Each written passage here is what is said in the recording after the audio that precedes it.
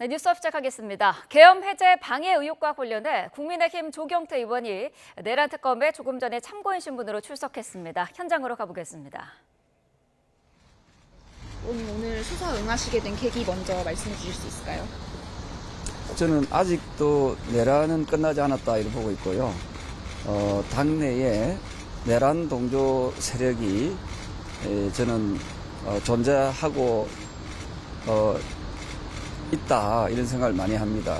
무슨 말인가 하면은 윤 의견을 아직까지도 주창하는 그런 세력들은 저는 내란 동조 세력이라고 저는 규정하고요. 이 세력들은 빨리 우리 당을 떠나주길 바라고, 만약에 그렇지 않다면은 제가 당대표가 되어서 이들을 몰아내도록 하겠습니다. 그리고 저는 헌법기관의 일원으로서 대한민국 국민의 안전과 생명을 지켜야 될 의무가 있다. 그리고 여기에 대한 진실을 제가 알고 있는 범위, 그리고 제가 경험한 부분을 소상히 말씀드리기 위해서 이 자리에 섰습니다. 네, 오늘 조사에서 어떤 점 주로 소명하실 예정이실까요? 주로 그때 있었던 그날 새벽에 있었던 이야기에 대해서 제가 경험했던 내용에 대해서 소상히 말씀드리려고 왔습니다. 네. 마지막으로 표결 당일에 당 지도부에서 의원들께 상황을 좀 어떤 식으로 전달을 했었는지 간단하게 설명을 좀 해주실 수 있을까요? 주로 그때는 단체적인 톡방입니까? 거기서 서로가 대화들이 엉켰던 것 같고요. 어쨌든 혼선을 빚어준 것은 틀림없다 이런 생각이고요. 저는 바로 국회로 들어갔습니다. 네, 여기까지.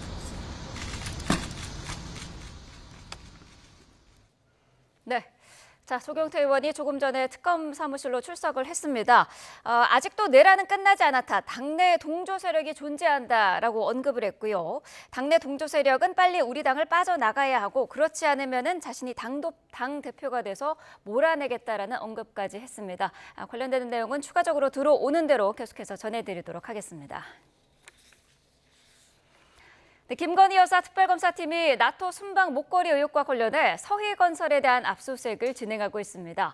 16가지 의혹으로 특검 수사를 받는 김건희 여사는 내일 전직 대통령 부인으로는 처음으로 구속 갈림길에 섭니다. 자세한 내용 취재기자실에서 알아보겠습니다. 안동준 기자. 네, 서울 광화문에 있는 김건희 특검 사무실 앞입니다. 네, 자, 김건희 특검이 압수수색을 진행하고 있죠. 네, 특검은 오늘 오전부터 서울 서초구에 있는 서희건설에 대한 압수수색에 착수했습니다. 지난 2022년 6월 나토 순방 당시 김 여사가 착용한 목걸이가 재산 신고에서 빠졌다는 논란이 일었었는데요. 특검은 이 목걸이를 서희건설 측이 구매한 것이 아닌지 의심하고 있습니다. 특검은 서희건설 측이 지난 2022년 대선쯤 김 여사가 나토 순방 때 착용했던 목걸이와 같은 제품을 구매한 사실을 파악한 것으로 전해졌습니다. 이 특검은 검사 출신인 서희건설 회장의 사위가 국무총리 비서실장으로 임명된 사실까지 들여다보는 것으로 알려졌습니다. 앞서 특검은 지난달 25일 김 여사 친오빠인 김진우 씨 장모 집을 압수수색하면서 같은 모델의 목걸이를 발견했습니다. 하지만 해당 목걸이는 가품이라는 결과가 나온 것으로 알려졌는데요. 이 특검은 해당 목걸이에 진품이 따로 있을 가능성을 두고 행방을 추적해왔습니다. 네, 내일은 김건희 여사 구속심사가 예정이 돼 있는데요. 어떻게 진행될지 설명해 주시죠. 네, 내일 오전 10시 10분 김건희 여사에 대한 구속 전 피의자 신문이 서울중앙지방법원에서 열리는데요. 정재욱 영장전담 부장판사가 심리를 맡습니다. 김 여사는 직접 참석할 가능성이 큰데 영장심사 시간을 고려해 이보다 조금 일찍 서초동 자택을 출발해 법원에 출석할 것으로 보입니다. 김 여사 측에서는 최명성, 최지우, 유정화 변호사가 심사에 참석하고요. 특검 측에서는 지난 소환조사 당시 신문을 맡았던 부장급 검사들이 배석하는 것으로 파악됐습니다. 김 여사가 출석할 경우 지난 특검 출석 때처럼 짧은 입장을 밝힐지도 주목되는데요. 윤석열 전 대통령처럼 취재진 앞에서는 말을 아끼고 구속심사에서 직접 의견을 표명할 가능성도 있습니다. 구속심사가 끝나면 김 여사는 남편인 윤 전 대통령이 수감 중인 서울구치소에서 결과를 기다리게 됩니다. 구속심사에서 신문 자체에도 시간이 걸릴 수 있는 만큼 영장 발부 여부는 이르면 내일 밤 결정될 것으로 전망됩니다. 네, 내일 구속심사에서 양측이 어떤 논리를 펼칠지도 관심이 크죠. 네, 그렇습니다. 특검은 수사 불응과 이 증거 인멸에 대한 우려를 고리로 구속 필요성을 주장하게 될 텐데요. 이 구속영장 청구서에서도 김 여사가 특검 수사가 본격화한 이후 병원에 입원했다는 점을 들어 수사 회피에 대한 우려가 있다고 적시했습니다. 건진법사 청탁 의혹에 연루된 전 행정관들이 아직 코바나 콘텐츠 사무실로 출근하고 또 이들이 휴대전화를 초기화한 정황을 들어 증거 인멸 우려를 내세울 것으로 전망됩니다. 구속영장에서는 빠졌지만 나토 순방 당시 착용한 목걸이에 대해 김 여사 측의 진술이 수차례 바뀌었다는 점도 심사에서는 언급할 가능성이 있습니다. 김 여사 측에서는 진단서를 제시하면서 김 여사의 병원 입원이 건강상 이유이지 이 수사를 회피할 목적이 아니라는 것을 소명할 것으로 보입니다. 또 전 행정관들이 개인정보에 예민해 주기적으로 휴대전화를 초기화해 왔을 뿐 이 수사에 대비하기 위한 목적이 아니라는 점을 강조할 것으로 전망됩니다. 지금까지 김건희 특검 사무실 앞에서 YTN 안동준입니다. 네, 김건희 여사 관련 의혹은 2019년 무렵부터 꾸준히 제기됐습니다. 수년째 수사가 제자리 걸음이었는데 특검이 출범 한 달 만에 구속영장을 청구하면서 첫 심판대에 올랐습니다. 신지원 기자가 보도합니다. 김건희 여사의 구속영장 청구서에 적시된 핵심 혐의는 도이치모터스 주가 조작 사건입니다.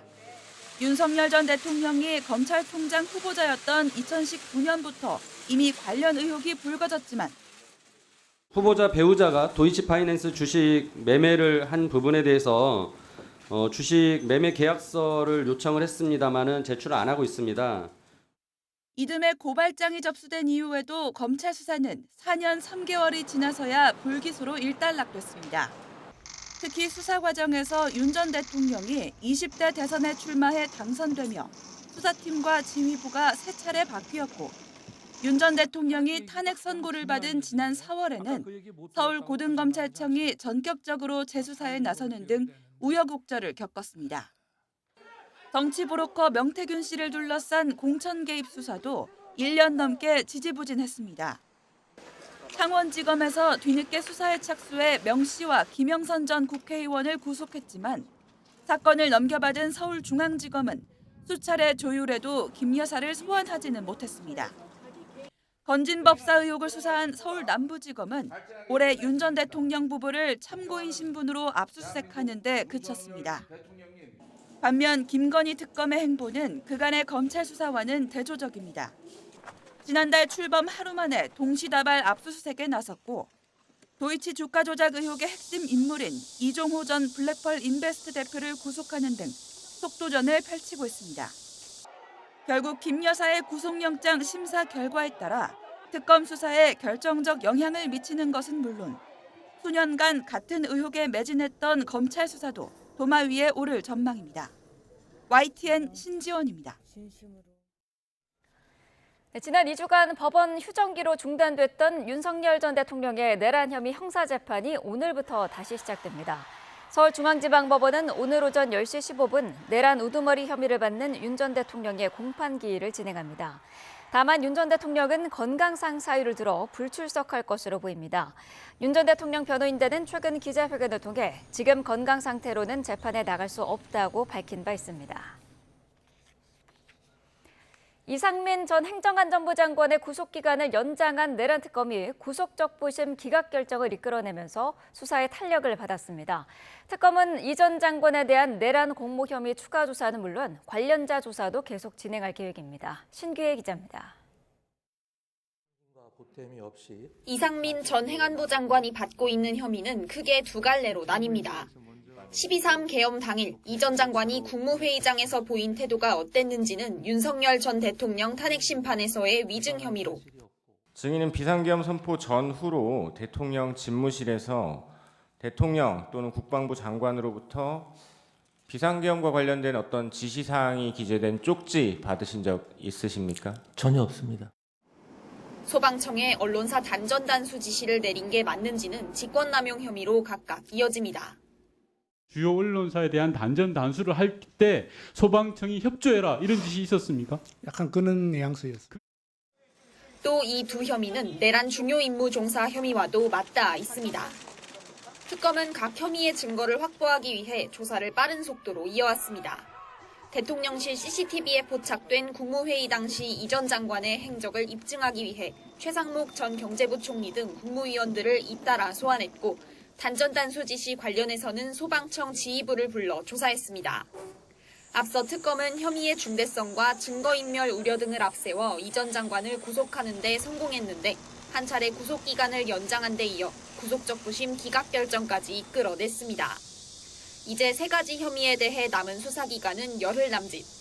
특검은 이번 주 내내 이 전 장관에 대한 추가 조사는 물론 김용현 전 국방부 장관 등 관련자들 조사를 이어가며 혐의 다지기에 속도를 내겠다는 계획입니다.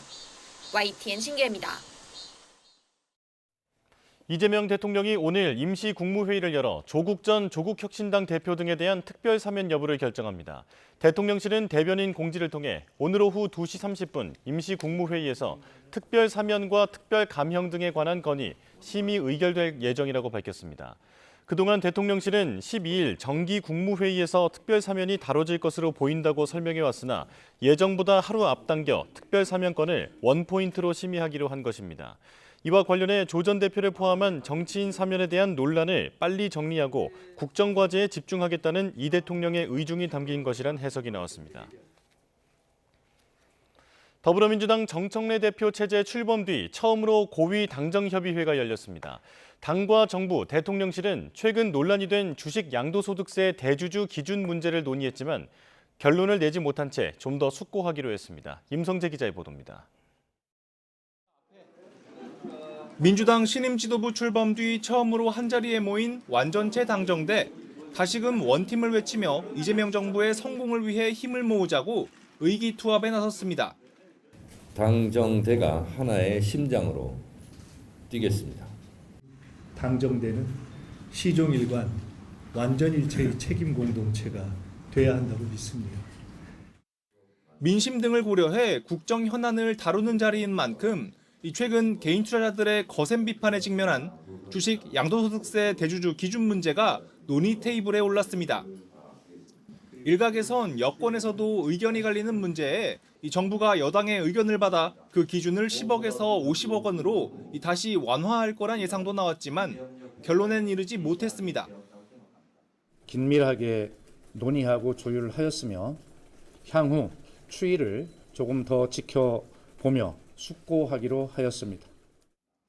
여러 지표나 지수 등 흐름을 살피면서 좀 더 신중을 기하기로 한 겁니다. 어디로 튈지 모르는 주식시장 반응과 정책 혼선이 자칫 정권 초반 지지율에 찬물을 끼얹을 수 있다는 염려가 반영된 것으로 보입니다. 세법 개정 절차가 올해 말까지 이어져 굳이 이른 시일 안에 결론을 내리지 않아도 된다는 점도 감안됐을 거란 해석도 나옵니다.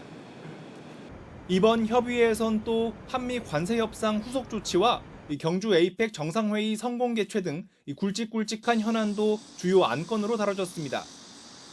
당정대는 관세 취약 업종 등의 피해를 줄이기 위해 정책과 예산 지원에 주력하기로 뜻을 모았습니다. 미측과 자동차 관세 인하 시기 등 협의를 진행하는 한편 대미 금융 패키지 조성 및 활용 방안 구체화 등 후속 조치를 면밀히 추진해 줄 것을 요청. 임박한 광복절 특별 사면 논의가 이뤄졌을지도 관심이었지만 이번 당정대 만남에선 일체 언급되지 않은 것으로 알려졌습니다. YTN 임성재입니다. 국민의힘 당대표 후보자 첫 TV 토론회에선 비상계엄과 탄핵에 대한 입장을 둘러싸고 찬탄과 반탄 후보 사이 설전이 이어졌습니다. 윤석열 전 대통령 체포영장 집행에 대해서도 시각이 극명하게 갈렸습니다. 박광열 기자입니다. 찬탄 안철수 조경태, 반탄 김문수 장동혁. 국민의힘 당권주자 4명의 첫 TV 토론회. 여전히 핵심 이슈는 12.3 비상계엄과 탄핵이었습니다. 주인한테 총뿌리를 겨눈 행위가 그게 바로 망국의 역적이고 대역죄인이죠. 과거 같았으면 삼족을 멸할 정도로 중범죄입니다. 누가 다치거나 어떻게 된 사람이 있습니까? 그래서 그냥 계엄이라는 거는 헌법에 보면은 대통령의 비상대권 중에 하나죠. 특검의 체포영장 집행 시도에 2차례 불응한 윤 전 대통령에 대한 평가 역시 극과 극으로 엇갈렸습니다. 이 동네 양아치 건달보다 못한 전 대통령의 모습을 보면서 국민들께서 참으로 허탈해 했을 거라고 생각합니다. 이런 모든 상황들을 브리핑하는 것은 전례도 없었거니와 그 자체가 인권 침해라고 생각을 합니다. 제가 개인적으로 당대표가 된다면 당대표의 자격으로 면회를 한다는 말씀을 드렸고, 최근 전당대회 주요 화두로 떠오른 전한길 씨 문제, 또 윤어게인 등 극우 논란을 두고도 공방이 오갔습니다. 왜 저 친길 후보라고 그렇게 불리십니까? 그중에서 우리가 받아들일 수 없는 주장이 있다면 이건 당의 공식적인 입장으로 받아들이기는 어렵지만, 그러나 그분들과 이러이러한 점에서는 함께 싸워 나가겠다고 하는 게 그 부분에 맞다. 대해서 국민의힘에 극우가 없다 이렇게 생각하고요. 더불어민주당 정청래 같은 사람이 극좌다. 제가 답을 드릴까요? 네. 부정선거 음모론자들이 극우입니다.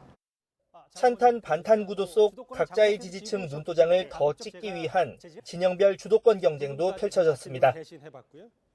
당 화합의 중요성을 강조하는 김문수 후보에 장동혁 후보는 의원 숫자는 중요치 않다며 선명성 경쟁이란 견제구를 날렸고, 내부 총질을 하거나 우리 당론을 어기는 분들에 대해서 계속해서 통합하고 끌고 가자는 것인지, 과거를 계속 파헤쳐서 서로 싸우면 이 당이 분열이 돼서 결국은 개헌 저지선이 무너지고, 숫자를 107명을 가지고 있다고 해서 개헌 저지선을 막을 수 있는 것이 아닙니다. 조경태 의원의 찬탄주자 단일화 제안에 안철수 의원은 즉각 선을 그었습니다. 당원들이 이렇게 4명을 뽑았는데 그 의사를 무시하는 것도 문제가 있는 것이고, 둘이가 하나로 이렇게 뭉치게 되면은 오히려 그 개혁의 목소리가 줄어듭니다. 차기 당대표는 권역별 연설회와 두 차례 TV 토론을 거쳐 당심 민심 8대2의 비율로 22일 선출되고, 과반 득표자가 없으면 상위 2명 후보자 결선 투표를 거쳐 26일 결정됩니다. YTN 박광렬입니다. 국민의힘 중앙윤리위원회가 최근 대구 경북 합동연설회를 방해한 전한길 씨에 대한 징계 여부를 논의합니다. 당 윤리위 관계자는 YTN에 오늘 오전 서울 여의도 중앙당사에서 회의를 열 예정이라며 이같이 밝혔습니다. 비슷한 시간 당내 전당대회 선거관리위원회도 전 씨의 소란행위와 관련해 재발 방지 대책과 비인가자의 출입을 통제하기 위한 비표 관리 강화 방안 등을 검토할 예정입니다.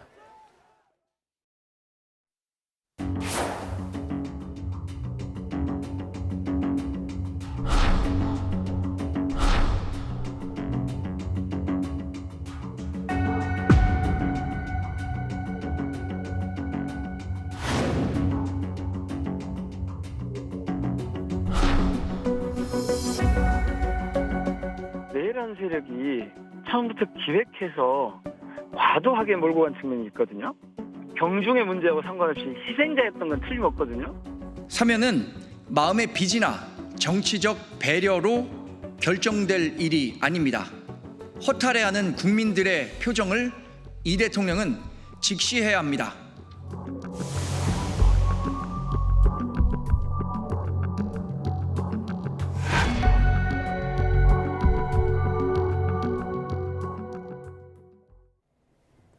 네, 정치권 상황 자세히 짚어보겠습니다. 차재원 부산 가톨릭대 특임 교수, 최수영 시사평론가와 함께하겠습니다. 어서 오십시오. 안녕하세요. 네. 자, 오늘 오후에 임시 국무회의가 열립니다. 안건이 광복절 특사 한 건이에요. 원포인트 국무회의인 건데 원래는 내일 정기 국무회의 때 이제 확정이 되지 않겠느냐 했는데 앞당긴 거거든요. 어떤 이유가 있다고 보시나요? 아무래도 뭐 속전속결 이런 의지가 좀 작용하고 있는 것이 아닐까라는 생각이 듭니다. 이 사면 논란과 관련돼서 논란이 상당히 많지 않습니까? 그래서 논란이 많은 부분들을 빨리 결정을 하는 것이 필요하다고 아마 판단을 했을 것 같고요. 그리고 또 하나는 정치와 정책의 분리, 이걸 아마 생각을 했을 것 같아요. 이 사면과 관련된 부분은 물론 대통령의 이 결단과 이 하나의 뭐 국가적인 정책으로도 볼 수 있습니다만, 엄밀히 따져보면 국민 통합이라는 이 차원에서 본다고 한다면 대통령의 결단이 필요한 부분이기 때문에 아마 이 정치라고 봐야 되겠죠. 그렇기 때문에 이 정치의 부분을 떼내고 나머지 국정 현안, 그러니까 내일 열리는 국무회의에서는 이 다뤄질 국정 현안에 집중하겠다, 그런 부분인데, 특히 내일 열리는 국무회의에서 가장 중요한 부분이 바로 이 지금 산재 사망 사고의 근절이거든요. 대통령이 휴가에서 복귀하고 나서 이례적으로 토요일 날 대변인을 통해서 산재 사망 사고에 대한 이 관계부처의 적절한 조치 여부를 빨리 파가라. 그리고 이런 사고가 나면 바로 직보하라. 네. 이런 이야기를 했기 때문에 내일 국무회의에서 이 부분을 엄중하게 다룰 것인데 만약에 사면하고 같이 해버리면 이 메시지가 희석될 수 있다. 뭐 이런 부분들도 고려한 것이 아닐까라는 생각이 듭니다. 네, 정치와 정책의 분리 측면이다라고 언급을 해주셨는데 어떤 의견이실까요? 그런 생각을 가진 것 같아요. 그러니까 이제 임시국회, 이게 임시국무회의라는 형식을 통해서 이것만 원포인트로 처리하고 내일 이제 있을 정기 국무회의를 통해서 뭐 고용에 대한 문제, 노동에 대한 문제 이런 부분들을 좀 세게 발표함으로써 아마 좀 분리를 하겠다는 전략이 있는 것 같은데 그렇지만 사면이라는 게 그렇게 정무적인 단순한 고려로 되는 건 저는 아니라고 봅니다. 그러니까 왜냐하면 이게 사법의 결정을 뒤집는 것이기 때문에 사실은 이건 굉장히 대통령의 고유 권한이긴 하더라도 예외적이고 절제된 방식으로 사용돼야 되거든요. 그런데 지금 보면은 그렇지 않아요. 과거 사례를 제가 한번 말씀드려도 김대중 전 대통령이 취임했을 때 바로 처음 단행한 그 사면은 뭐였냐면 비전향 장기수에 대한 거였고요. 권노 같은 자신의 측근들에 대한 그 사면은 두 번째 단행했습니다. 노무현 전 대통령 마찬가지예요.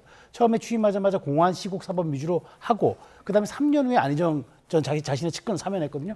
근데 이런 식으로 마치 이제 취임하자마자 석 달도 안 돼 가지고 이렇게 사면한다는 거는 말 그대로 이 사면의 그 정신인 국민 통합과 민생 우선에도 위반될 뿐만 아니라 사면의 사자가 용서할 사자인데 전 사사로울 사자로 국민들이 해석할 수 있다고도 봐요. 그러니까 보훈 사면, 무슨 거래 사면 이런 얘기들이 나오기 때문에 아마 그런 것들이 굉장히 인화성이 있는 주제다 보니까 불편해서 이렇게 단독으로 처리하는 이런 모습을 보이는 것 같은데 그러다 보니까 국민의힘 내에서도 차라리 생중계하라 얘기가 나오는 것 아니겠습니까? 좀 절제될 필요가 있다는 생각은 분명히 갔는데 오늘 같은 결과를 지켜보겠습니다. 네, 가장 관심은 조국 전 대표에 대한 사면 여부인데 어떤 결론이 나올까요? 저는 뭐 조국 전 대표에 대해서는 아마 벌써 결정이 난 것이 아닐까라는 생각이 듭니다. 앞서 말씀하신 것처럼 뭐 지금 과거 뭐 전 대통령들은 측근들을 사면하지 않았다고 하지만 사실 조국 전 대표가 이재명 대통령이 측근이라고 보기 좀 애매한 측면이 있잖아요. 사실 이재명 대통령이 측근을 만약 사면한다고 했으면 이화영 전 뭐 부지사 같은 그런 사람들을 사면했겠죠. 그러나 이 조국 전 대표에 대한 사면은 아마 다른 차원에서 볼 필요가 있다고 아마 판단하고 있는 것 같아요. 첫 번째는 많은 사람들이 죗값을 제대로 치르지 못했다. 뭐 좀 형기 한 32%밖에 채워지지 못했다고 하지만 사실 따지고 보면 조국 전 대표의 부인 정경심 교수가 사실 4년 징역형을 받아서 3년 넘게 복역을 했거든요. 네. 그런 측면들을 아마 고려하고 그리고 그 가족들이 또 당한 고통들 소위 말해서 멸문지화를 당했다. 그 이야기할 정도로 상당히 그 자녀들도 나름대로 그 대가를 치렀다는 부분을 아마 감안을 할 경우에는 죗값을 충분히 치렀다는 생각을 할 것 같고요.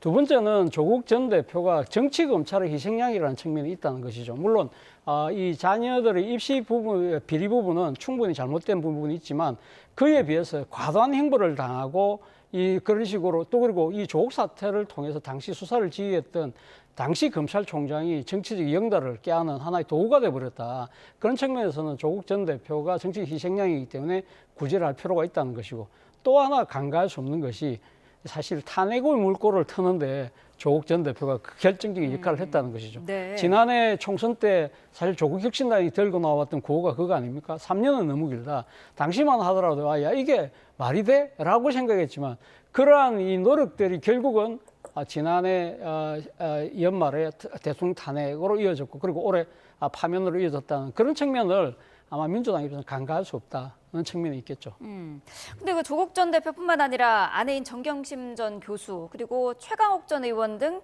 이 해당 입시 비리와 관련된 인물들이 모두 심사 대상에 포함이 돼 있거든요. 이건 어떻게 봐야 될까요? 그러니까 좀 제가 말씀드린 대로 이런 것들이 혹은 뭐 거래 사면 혹은 보훈 사면 그러니까 그때 뭐 일찍을 하면 뭐 조국이 빨리 돌아온다는 그런 캠페인 했던 데 대한 그런 보답이 아니에요. 왜냐하면 사실 정경심 교수나 그다음에 최강욱 의원은 다 패키지로 이 사안과 관련된 부분들이잖아요. 네. 더더군다나 이렇게 부부를 한꺼번에 사면함으로써 사법부가 그토록 이제 말하자면 대법원까지 가서 3심 판결을 했던 공정과 정의에 대한 판결들이 그러면 대통령의 사면권 하나로 이렇게 무력화되고 말이죠. 국민들이 봤을 때 이게 형사사법제도가 이렇게 대통령의 사면권 하나에 좌우되는구나라는 좀 불편한 인식을 가질 수도 있다는 생각이 듭니다. 봅니다. 그런 측면에서 이제까지 놓고 관례를 놓고 보면 법무부 사면심사위를 통과한 사람들이 대통령의 사면권에서 빠진 사람들 거의 없다는 전례로 이렇게 비춰본다면 그러면은 아마 다 포함이 되겠죠. 그런데 이렇게 인화성이 높은 사람들을 이렇게 몰아치게 하는 이유가 뭘까? 저는 욕을 먹어도 한 방에 먹고 빨리 가겠다는 그런 뜻인 것 같아요. 근데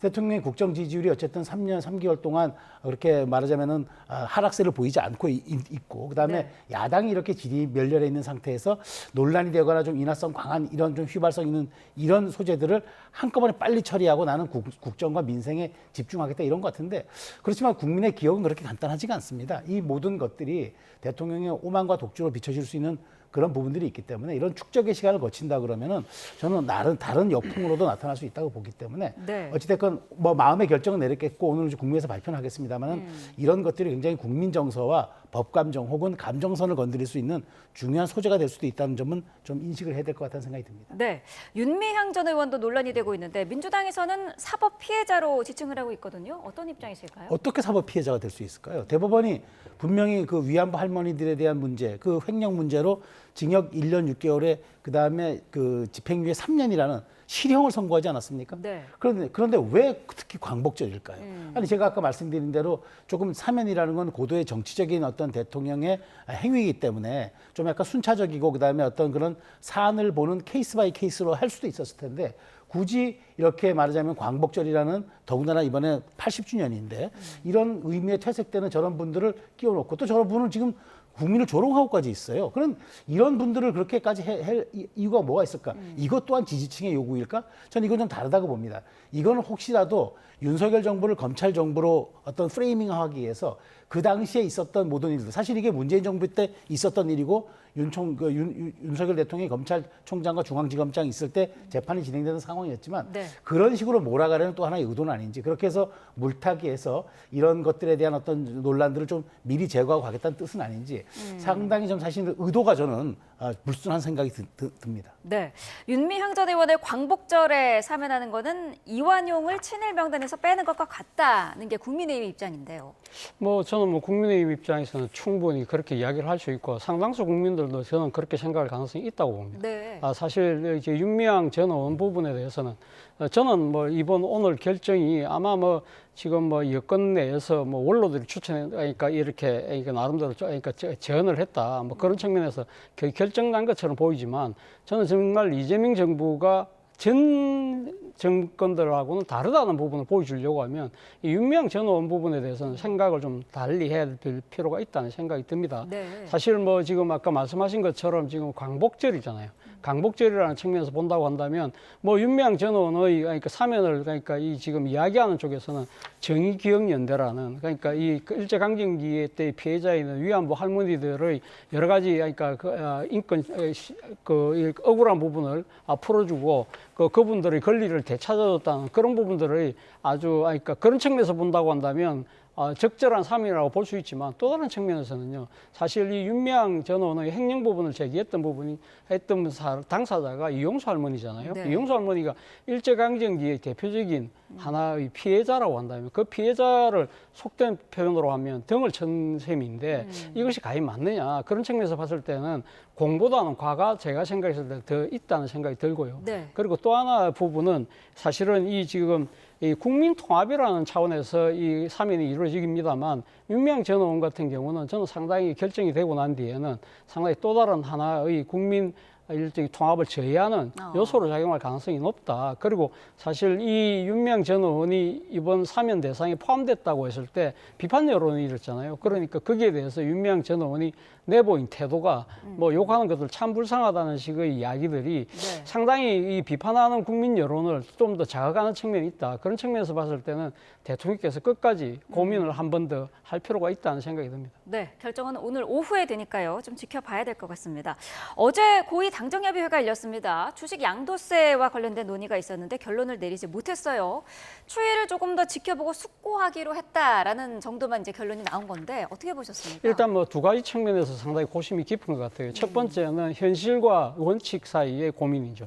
사실 그러니까 원칙이라는 것은 소득이 있는 곳에 세금이 있다. 그리고 또 하나는 우리나라처럼 이 소득의 양극화뿐만 아니라 부의 양극화가 심화된 이런 상황에서는 사실 이 지금 주식을 매도를 통해서 상당히 많이 이득을 얻는 사람들에 대해서는 좀 과세가 좀 더 필요하다는 그런 측면이 하나의 원칙이라고 한다면, 반면에 현실이라는 부분은 대통령이 이야기했던 코스피 5천 시대를 가기 위해서라도 사실은 이 대주주의 기준을 강화하는 부분은 어떻게 보면 그것을 역행하는 측면이 있다는 것이고, 또 하나는 이 10억이라는 기준 자체가 지금 서울의 평균 아파트값 한 채 값도 안 되는데 그걸 대주주라고 이야기하는 게 맞느냐, 그런 부분들의 고민인 것이고요. 또 하나의 고민은 민심과 주심 사이의 엇박자라는 거예요. 그러니까 주식을 투자하시는 분들은 이 강력하게 요구하고 있는데, 지금 여론조사를 놓은 것들을 본다고 한다면 이 부분과 관련해서는 이 정부의 정책이 옳다고 보는 민심이 또 많은 거예요. 그러니까 과연 이걸 어디다가 하면 선택을 해야 될 것이냐의 부분인데, 저는 뭐 이재명 대통령께서 조금 고심은 하시겠지만 나름대로 원칙적으로 갈 가능성이 높지 않을까라는 생각이 듭니다. 국민적인 반대가 있는 정책을 계속 가져가는 것도 부담일 것 같고, 그렇다고 여론이 나쁘다고 바로 정책을 뒤집는 거에 대한 부담도 있을 것 같아요. 제가 보기에 이게 본질은 국민 여론이라고 포장을 하지만 사실은 주요 지지층의 이탈을 걱정하는 겁니다. 제가 자료를 하나 말씀드리면 2025년 증권예탁원의 상장법인 주식 소유자 현황을 보면 말이죠. 국내 상장 주식의 개인 소유자가 1,410만 명인데 여기에 45%를 가진 사람들이 4050입니다. 4050은 지금 민주당의 가장 핵심적인 코어 지지층입니다. 그러다 보니까 이재명 대통령이 주식 코스피 5천 시대 열겠다라고 공약을 한 거고, 작년에 금투세 논란에서도 바로 발을 뺍니다. 이 정도로 이 4050 세대들이 요구하는 이 부분에 대해서는 굉장히 말하자면은 반응성이 높은 지금 그런 모습을 보이고 있는데, 이들이 이탈할 것 같거든요. 과거에는 사실은 이제 뭐 지역이라든가 이념이라든가 이걸로 진보 보수가 나눴지만, 지금은 자산 포트폴리오가 사실은 어떤 지지층에 가장 견인되는 대상이 됩니다. 그러다 보니까 사실은 뭐 추이를 보겠다, 여론을 보겠다 하는 건 아니지만 이들이 이탈할까봐 그렇게 고민하는 겁니다. 그러다 보니까 이건 굉장히 예민한 이슈가 된 거죠. 그래서 제가 보기에도 이 부분은 아마 당에서 지방선거 1년 앞두고 뭐 이거 이렇게 못 간다는 얘기들이 있을 겁니다. 그래서 저도 아마 50억 그대로 유지하는 방안으로 갈 텐데, 다만 중요한 거는 자, 그렇다면 세수는 어떻게 할 것인가에 대한 본원적 문제가 나오는데, 그래서 저는 이제 아마 연말쯤에 아마 이제 세수나 예산을 짤 때 기재부가 의견을 내면서 조금 절충안을 좀 해야 되지 않겠느냐로 놓고 보면서 여론을 좀 진화하는 과정을 통해서 약간 이제 조정하는 형태로 갈 가능성이고, 이번은 아마 50억을 그대로 유지하는 쪽으로 갈 것이다. 그렇지 않으면은 지지층의 이탈을 아마 견디지 못할 겁니다. 네, 국민의힘 상황도 짚어보겠습니다. 당대표 후보자들의 첫 방송 토론회가 어제 있었는데요. 역시나 찬탄 대 반탄으로 갈렸더라고요. 어떻게 보셨습니까? 역시 뭐 국민의힘 전당대회라고 하지만 제가 봤을 때는 결국 전환기의 힘 전당대회가 되는 것이 아닐까라는 생각이 듭니다. 어제 찬탄 반탄이라고 하지만 이 찬탄 반탄의 이 구도를 만든 사람이 결국 전환기를 시나리오대로 되는 거 아닙니까? 사실 전환길 씨라는 사람이 지난 금요일 날 보여줬던 그 막강한 영향력이 그 현장에서도 그대로 드러났잖아요. 그런 상황이기 때문에, 그리고 지금 이 대구 연설의 이후에 어제 뭐 토론회가 열렸습니다만, 지금 가장 많은 사람들이 주목하는 부분은 전환길에 대한 징계 여부가 더 초점이 될 정도로 그런 상황이라고 한다면, 사실 뭐 어떻게 보면 첫 단추가 저는 잘못 끼워졌다는 생각이 듭니다. 원래는 지난 대선 때 패배하고 난 뒤에 국민의힘에서는 당연히 보수의 재건과 혁신을 위한 이런 것들이 과제가 돼야 되는데, 느닷없이 다시 또 어게인 윤석열이라는 구호가 다시 튀어나오면서 이러한 상황으로 간 것 자체가 사실 전환길로 대변되는 이러한 이 상당히 좀 뭐랄까 태행적인 상당히 그런 부분들에 대한 국민의힘의 자각과 인식, 이런 부분들이 지금 어디에 있는지를 한마디로 보여준 장면이 아닐까라는 생각이 듭니다. 네, 국민의힘을 전환길의 힘으로까지 표현을 하셨는데, 오늘 당 윤리위원회가 이제 징계를 논의하지 않습니까? 어느 정도 선까지의 징계가 나올 것으로 예상할 수 있을까요? 탈당 권고 정도 나올 수 있을 거라고 좀 보는데, 근데 저는 이렇게 봅니다. 이제 이게 사실은 좀 당 비대위, 그러니까 이제 이른바 송원석 지도부가 너무 이 부분을 좀 안이하게 관리했다는 생각이 들어요. 처음에 입당했을 때부터 논란이 있었잖아요. 그럼 네. 그때 이제 뭐 마침 무슨 짐을 지우듯이 서울시당에 당신들 뭐 윤리 열든지 알아서 해라는 식으로 이 문제를 처리했는데 이 문제가 굉장히 폭발력이 있었던 것은 이미 내재돼 있었던 건 알고 있었고 네. 당시 조만간 이제 전대가 열리면은 이 부분이 굉장히 윤석열 대통령의 저런 문제와 함께 가장 핫한 이슈가 될 거라는 건 누구나 예측 가능했는데 이렇게 뭘 말하자면 휘발성 높은 이슈를 이렇게 무심하게 관리하는 게 이게 과연 맞는 지도부의 처신이었는가라는 생각이 들고요. 이제 와서 이제 논란이 되니까 얘기하는데 이분이 여기 들어가서 저렇게 언론인석에 앉고 선동하고 했을 때는 누군가 그걸 다 이렇게 입장도 허용하고 그렇게 공간을 마련해준 그런 과정이 있었을 거 아니겠습니까? 근데 이런 부분들에 대해서 당 지도부에서 마치 전환길의 책임을 돌리고 우리는 아무런 것도 없다라는 식의 굉장히 이중적인 전 행태라고 좀 비판을 드리고 싶고요.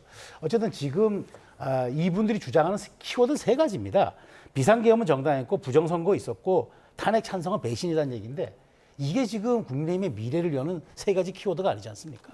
그런 측면에서 단호하게 선을 그어야 하는데 근데 이미 벌써 전환길은 변수가 아니라 상수가 돼버렸어요. 이미 최고위원들까지도 면접 보겠다고 하는 이 와중에 이제 와서 이걸 절연하겠다고 절연이 되겠습니까?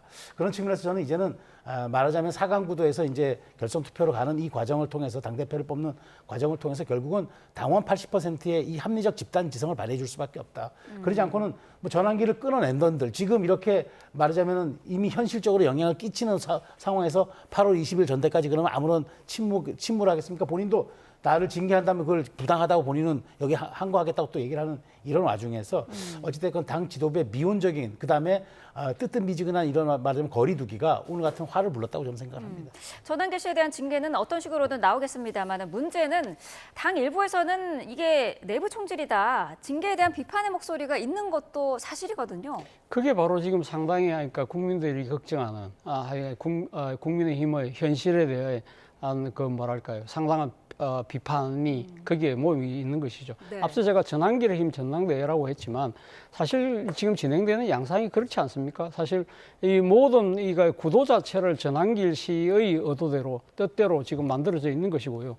사실 뭐 전환길 씨가 윤석열 아버지를 버릴 수 없다고 그러니까 소위 유력 주자들이 바로 지금 뭐라고 이야기를 합니까?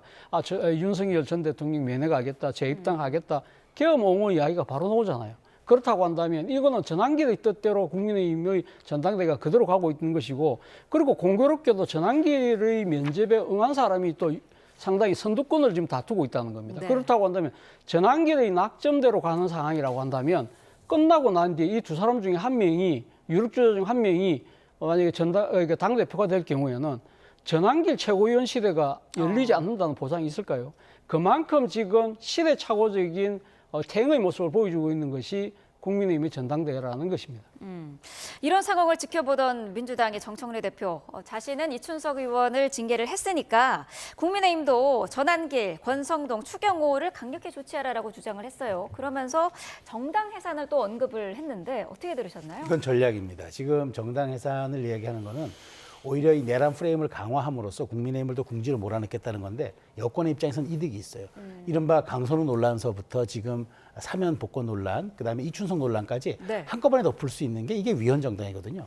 국민의힘에게 저렇게 강력하게 어떤 그 해산하겠다고 자극을 하면 할수록 국민의힘은 더 반발심에 민주당과 싸울 수 있는 강한 대표를 원한다고 얘기하면서 지금 당원 80은 더 공고하게 결집할 겁니다. 이런 과정을 통해서 정말 평가받아야 될 어떤 정부의 정책, 그다음에 지금 사면 복권에 대한 문제, 이춘석 논란에 대한 여권의 가장 아킬레스건 이런 것들이 다 묻혀가고 있다는 거죠. 네. 정청래 대표 입장에서는 손 안 들이고 코 풀이는 그런 지금 형식이 되고 형국이 되고 있는데 저는 결과적으로 이렇게 생각합니다.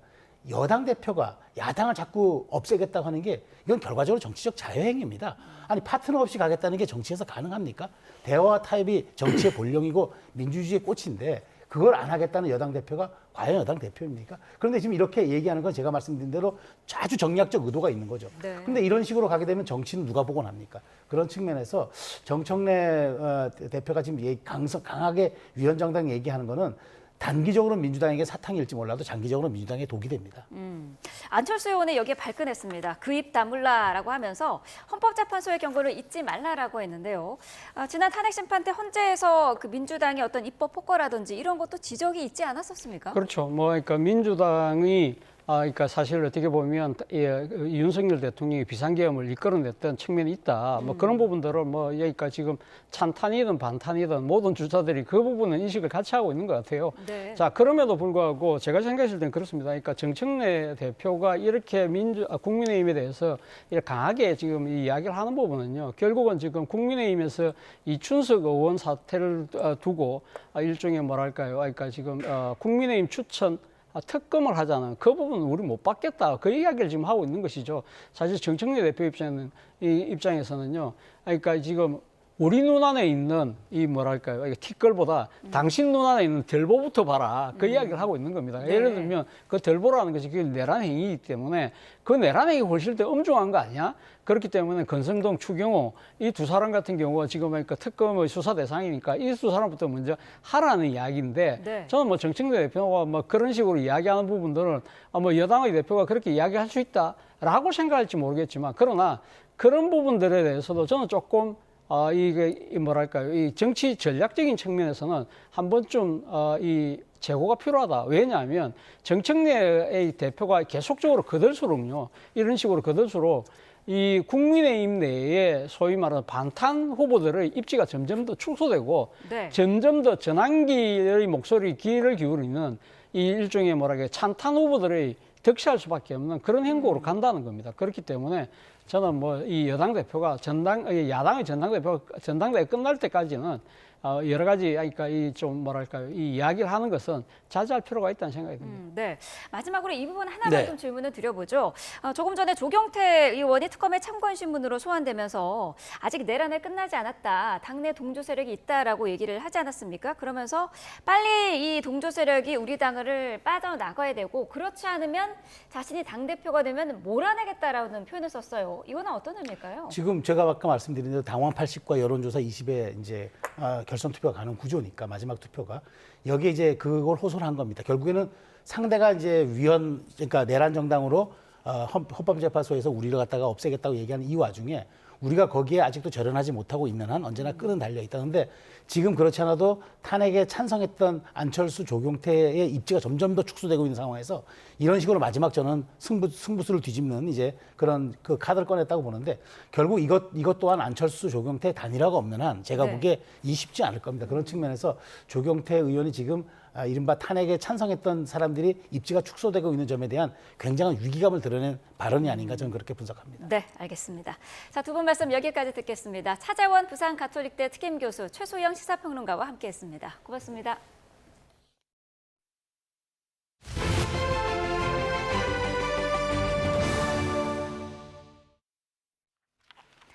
네, 주말 동안 전남 신안에 220mm가 넘는 비가 내렸는데 우려했던 극한호우는 없었습니다.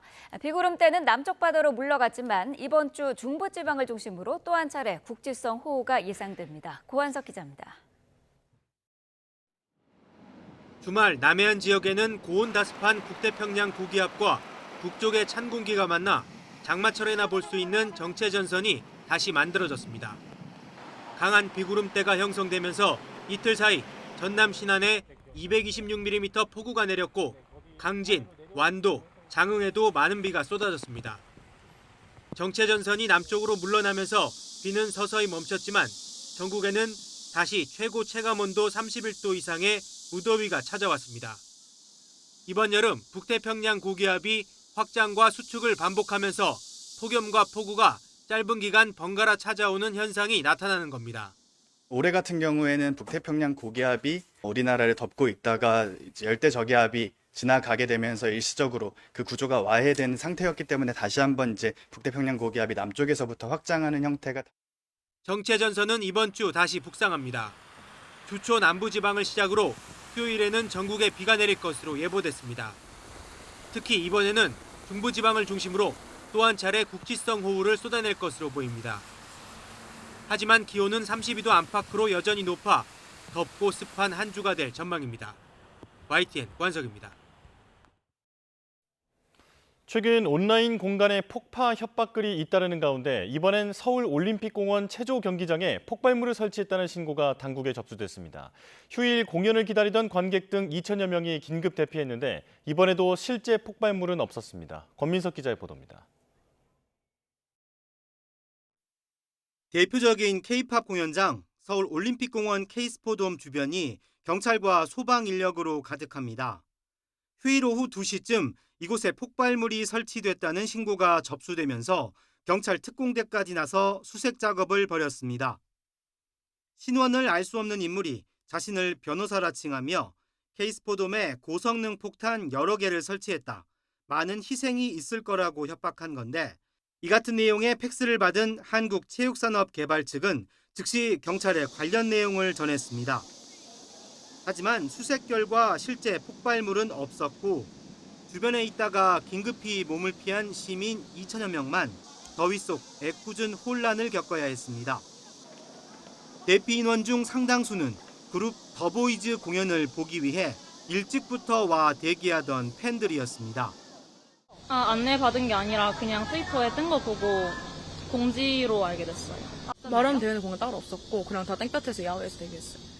공연은 2시간 밀려 우여곡절 끝에 열렸지만 최근 잇따른 허위 폭파 협박 사건이 또다시 발생하며 시민 불안과 행정력 낭비가 커지고 있습니다.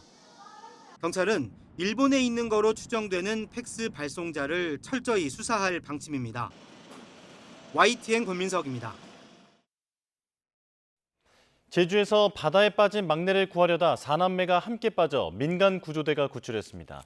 그제 오후 4시 50분쯤 제주 조천읍에 있는 신흥해변 앞바다에서 8살에서 11살의 아동 4명이 물에 빠지는 사고가 났습니다.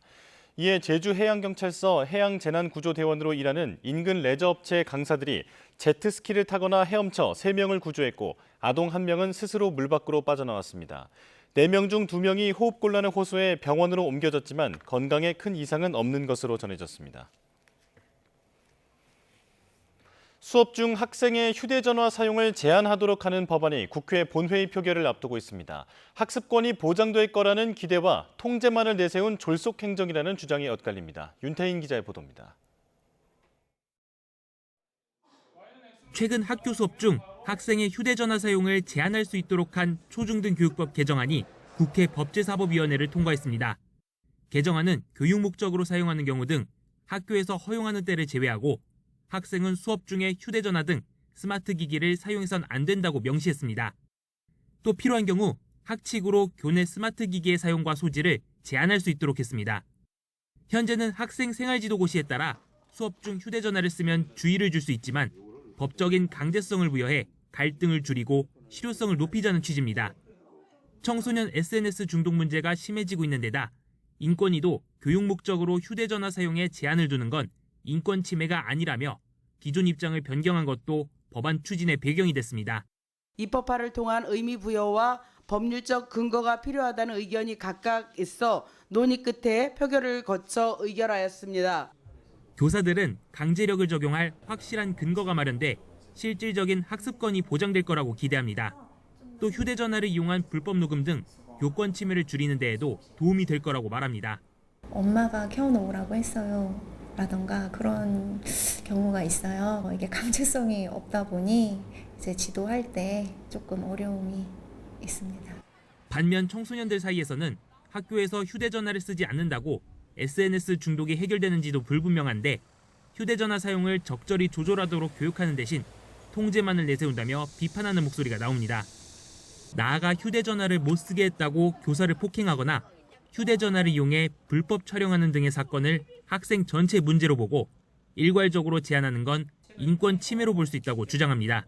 어떻게 하면 얘를 교화시킬 수 있을까? 교육시킬 수 있을까의 관점으로 보는 게 학생들 모두가 선생님들한테 대들고 있고 선생님들의 지도를 따르지 않는다라고 보는 것은 좀 적절하지 않다. 미국 등 해외에서도 수업 중 학생의 휴대전화 사용을 법으로 제한하는 추세입니다. 개정안이 국회 문턱을 넘으면 우리나라에서도 내년 1학기부터 학교에서의 휴대전화 사용이 제한됩니다. YTN 윤태희입니다. 사직 전공의 등을 대상으로 한 하반기 전공의 모집이 오늘부터 전국 수련병원별로 진행됩니다. 병원들은 오는 29일까지 인턴과 레지던트를 선발하며 다음 달 1일부터 수련이 시작됩니다. 모집 인원은 인턴 3,006명, 레지던트 1,492명 등 모두 13,498명입니다. 현재 전국에서 수련 중인 전공의는 2,532명으로 이보다 5배 넘게 많은 인원을 이번 모집을 통해 충원하는 겁니다. 정부는 사직 전공의가 원래 근무하던 병원으로 돌아오는 경우 정원이 초과하더라도 인정해줄 방침입니다.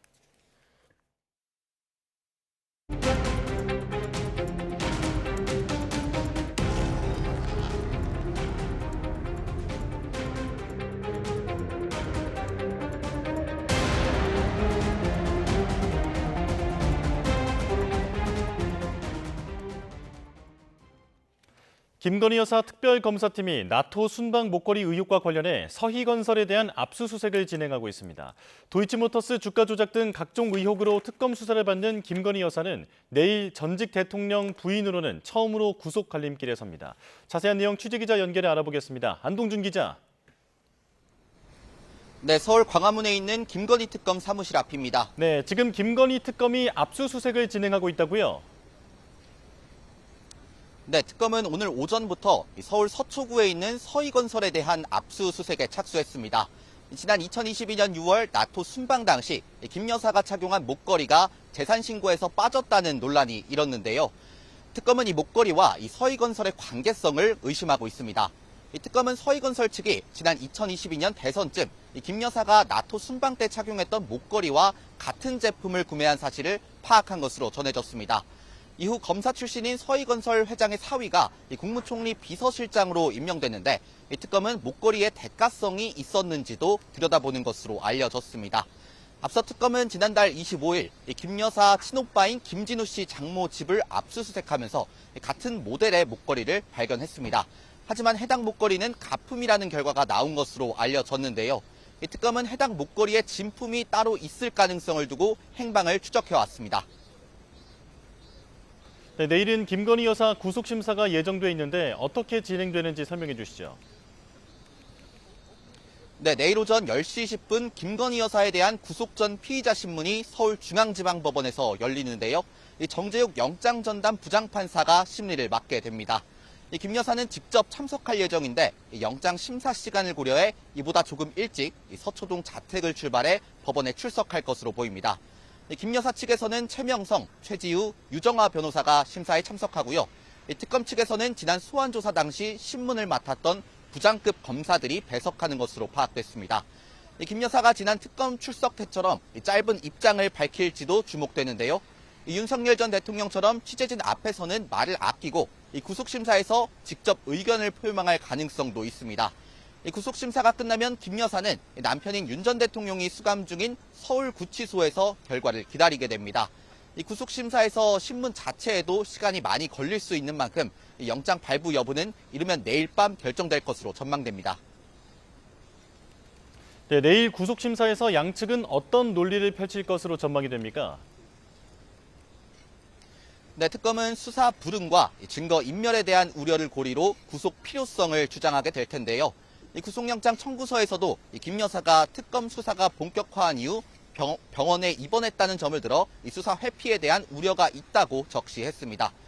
건진법사 청탁 의혹에 연루된 전 행정관들이 아직 코바나 컨텐츠 사무실로 출근하고 또 이들이 휴대전화를 초기화한 정황을 들어 증거 인멸 우려를 내세울 것으로 전망됩니다. 구속영장에는 빠졌지만 나토 순방 당시 착용한 목걸이에 대해 김 여사 측의 진술이 수차례 바뀌었다는 점도 심사에서는 언급할 가능성이 있습니다. 김 여사 측에서는 진단서를 제시하며 김 여사의 병원 입원이 건강상 이유이지 수사를 회피할 목적이 아니라는 것을 소명할 것으로 보입니다. 또 전 행정관들이 개인정보에 예민해 주기적으로 휴대전화를 초기화해왔을 뿐 수사에 대비하기 위한 목적이 아니란 점을 강조할 것으로 전망됩니다. 지금까지 김건희 특검 사무실 앞에서 YTN 안동준입니다. 한편 윤석열 전 대통령은 오늘 2주 만에 열리는 내란 우두머리 혐의 재판에 또 불출석할 전망입니다. 특검은 이와는 별개로 계엄 해제 방해 의혹 등에 대해 수사를 이어가고 있는데요. 현장 취재기자 연결합니다. 신기혜 기자. 네, 내란 특검 사무실입니다. 네, 윤 전 대통령 내란 우두머리 혐의 재판에 또 안 나올 것으로 보인다고요? 네, 오늘은 법원 휴정기로 2주간 멈춰있던 윤 전 대통령의 내란 우두머리 혐의 재판이 재개되는 날입니다. 윤 전 대통령은 지난달 10일 특검에 의해 재구속된 뒤로 특검의 소환 조사는 물론 재판에도 나오지 않고 있습니다. 지난 기일까지 모두 3주 연속으로 재판에 나오지 않았는데요. 윤 전 대통령 측은 건강상의 이유로 오늘 재판에도 나오지 못한다고 전했는데 오늘까지 합치면 4주 연속 불출석이 됩니다. 이번 공판에선 9.3회 전 육군 기갑여단장과 김영권 방첩사령부 방첩부대장의 증인신문이 예정돼 있는데 윤 전 대통령이 불출석할 경우 재판부는 기일외 증거조사 형식으로 재판을 진행할 거로 보입니다. 지난 기일 당시 재판부는 윤 전 대통령이 계속 나오지 않는다면 강제 구인도 고려해보겠다고 했는데 오늘 이와 관련해 어떤 방침을 내놓을지 관심입니다. 네, 특검은 별개로 계엄 해제 방해 의혹 등에 대해서 수사를 이어가고 있죠. 네, 특검은 조금 전 오전 8시 국민의힘 조경태 의원을 참고인 신분으로 소환했는데요. 조 의원 발언 직접 들어보겠습니다. 저는 아직도 내란은 끝나지 않았다 이렇게 보고 있고요. 그날 새벽에 있었던 이야기에 대해서 제가 경험했던 내용에 대해서 소상히 말씀드리려고 왔습니다. 특검은 지난해 12월 4일 새벽 국회 본회의 당시 비상계엄 해제 요구안 표결을 국민의힘 지도부가 방해했는지를 두고 수사를 이어가고 있습니다. 특검은 조 의원을 상대로 본회의 전후 국민의힘 의원들의 동향과 국회 상황 전반에 대해 물을 거로 보입니다. 특검은 오후에는 김용현 전 국방부 장관이 수용된 서울 동부구치소로 방문조사도 갈 예정인데요. 언론사 단전단수 지시 등의 혐의로 구속된 이상민 전 행정안전부 장관과 관련해 참고인 조사를 진행할 계획입니다. 네, 최상병 특검 수사 상황도 전해주시죠. 네, 최상병 특검은 오늘 임성근 전 해병대 1사단장에 대해 소환 조사를 진행할 예정입니다. 지난달 2일과 지난 7일에 이은 세 번째 소환 조사인데요. 앞선 조사들에선 임 전 사단장이 대체로 진술을 거부하면서 조사가 제대로 이뤄지지 않은 상황입니다. 특검은 오늘 임 전 사단장을 다시 불러 최상병 순직과 관련한 업무상 과실치사 혐의는 물론 구명로비 의혹에 대해서도 수사를 이어갈 계획입니다. 지금까지 내란 특검 사무실에서 YTN 신기입니다. 네, 이렇게 김건희 여사의 구속영장 실질심사가 내일로 다가온 가운데 특검팀이 순방 목걸이와 관련한 강제 수사에 들어갔습니다. 관련 내용 서정빈 변호사와 짚어보겠습니다. 어서 오십시오. 안녕하십니까. 네, 자, 조금 전 서희건설에 대한 압수수색이 들어갔는데 일단은 순서대로 이야기 짚어보도록 하겠습니다. 자, 내일 김건희 여사의 구속영장 실질심사가 진행되는데 자, 확보된 물증이나 어떤 증거에 대해서 김 여사는 모두 부인하고 있단 말이죠. 자, 구속 여부를 가릴 쟁점은 뭐라고 보십니까? 일단 구속 여부를 가릴 수 있는 가장 큰 문제는 결국 증거인멸에 우려가 있는지 없는지 여기에 대한 법원의 판단이 어떻게 나올 것인가 이 부분이라고 짚어볼 수가 있겠습니다. 특검 측에서도 이번 구속영장 청구를 할 때 가장 중요한 구속의 그런 필요성에 대해서 증거인멸의 우려를 들고 있습니다. 그래서 간략하게 설명을 드리자면 일단 김건희 여사가 혐의 일체를 부인하고 있다라는 점을 이 증거인멸을 할 우려가 높다라는 그러한 일면으로 보고 있습니다. 특히 이제 객관적인 물증, 관련자들의 그런 진술 등 이런 증거들이 충분히 확보가 되었다라고 특검에서는 판단을 하고 있는 것으로 보이는데 네. 그럼에도 불구하고 조사 과정에서 혐의 전체에 대해서 부인을 하고 있는 모습을 볼 때 결국 향후에 공범자들과 그런 입을 맞춘다든가 혹은 물증 같은 것들을 은닉하거나 혹은 폐기를 할 그런 우려가 상당히 높다라고 주장을 하고 있는 겁니다. 사실 그동안 이제 김건희 여사의 진술이 번복된 부분들이 상당히 많기도 했습니다. 예컨대 목걸이의 그런 소지 경위와 관련해서도 사실 수차례 이 해명이 달라져 왔고 특검에서는 이러한 해명들이 달라진 사실 역시도 증거인멸의 우려가 높은 지점이다라고 평가를 하고 있는 만큼 일단 첫 번째는 이 증거인멸의 우려가 얼마나 있다라고 평가를 받을지 이 부분이 가장 중요한 문제이긴 합니다. 예. 이제 또 한편으로는 결국에는 혐의에 대해서 얼마나 특검 측이 입증을 해오고 있는지 이 부분 역시 또 맞물려서 상당히 중요한 부분이라고 보여지긴 합니다. 앞서 설명을 드린 것처럼 이제 특검에서는 관련 증거들이 충분히 확보가 되어 있음에도 이 김건희 여사가 혐의를 부인하고 있다라는 점을 증거인멸의 우려로 삼고 있는데 그 말은 결국 특검에서 봤을 때는 이 혐의에 대해서 상당히 소명을 하고 어느 정도 입증이 되었다라는 겁니다.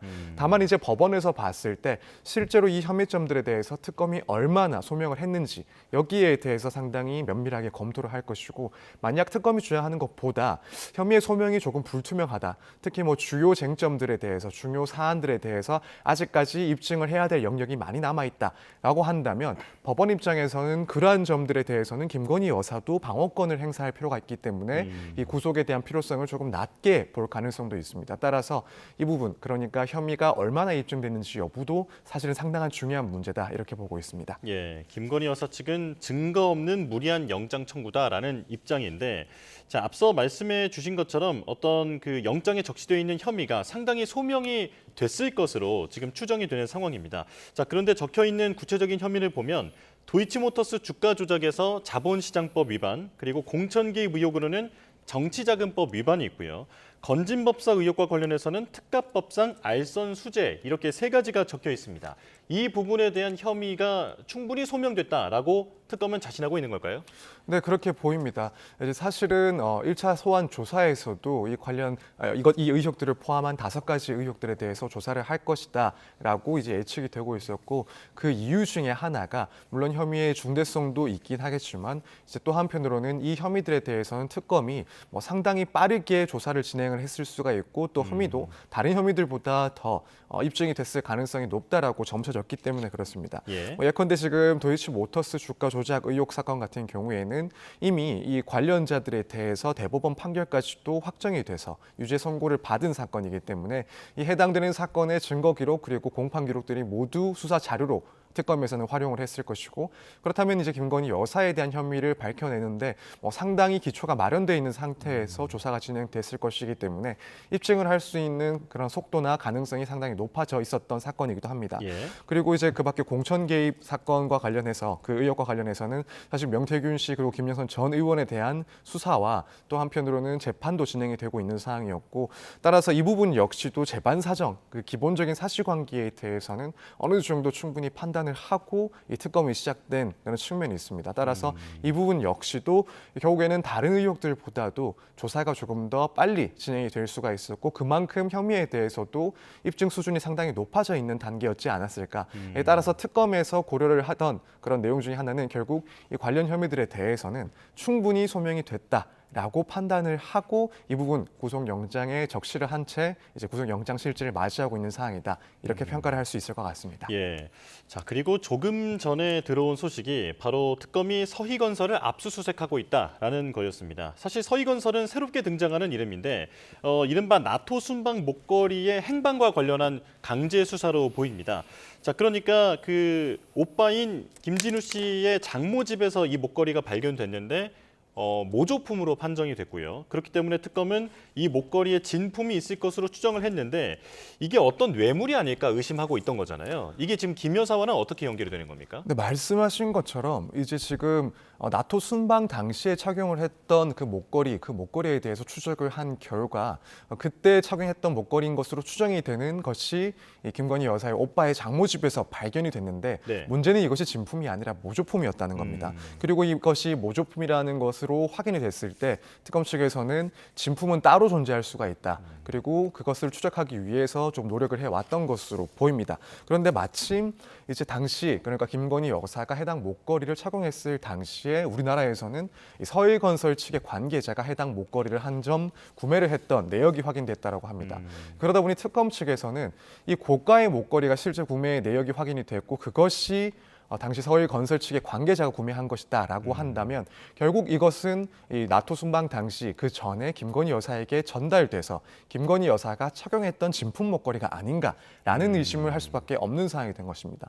앞서 말씀드린 것처럼 이제 특검에서는 지금 발견된 목걸이는 모조품이고 실제 진품은 다른 곳에 은닉되어 있을 가능성이 충분히 있다라고 보기 때문에, 그렇다면 그렇게 은닉한 이유와 관련해서도 혹시라도 서희건설 측에서 해당 목걸이를 뇌물과 같이 전달을 받았기 때문에, 또 부정한 청탁을 함께 받은 뇌물이기 때문에 이것을 숨기기 위해서 모조품을 마련하고 또 그 오빠의 장모 집에 일부러 둔 것은 아닌가, 이런 의심까지도 이어져 가고 있는 겁니다. 지금 해당 목걸이 혐의와 관련해서는 사실 구속영장 청구에는 혐의 사실로는 적시가 되어 있는 것은 아니고 네. 이 증거인멸에 우려가 있는 부분이다라고 해서 이 목걸이의 해명 내용들이 바뀌어 왔다는 점을 지적하고 있습니다. 혐의로 이제 포착을 하지 않은 것은 일단은 해당 목걸이가 진품이 아니라 모조품인 것으로 일단 확인이 됐었는데 다만 그럼에도 불구하고 이 부분 증거인멸의 우려 등의 표시를 한 것은 결국 특검 측에서는 해당 목걸이는 뇌물수수 혐의와 관련이 되어 있다라고 보고 앞으로 수사를 해 나갈 것이다라는 것을 미리 적시했다라고 볼 수가 있습니다. 그렇다면 지금 이제 이 서희건설에서 구매한 내역과 연관지어서 결국 이 관련 목걸이는 이 뇌물과 관련된 그 조사에서 확인을 해볼 내용이다라고 지금 특검에서는 보고 있는 상황이라 이렇게 평가할 수 있을 것 같습니다. 예, 지금 보도되는 바로 의하면 서희건설 회장의 사위가 국무총리 비서실장에 임명됐던 그런 부분들과 관련해서 어떤 인사청탁의 대가가 아니냐 이런 추측이 나오고 있는 상황이라는 점도 함께 정리를 해드리겠고요.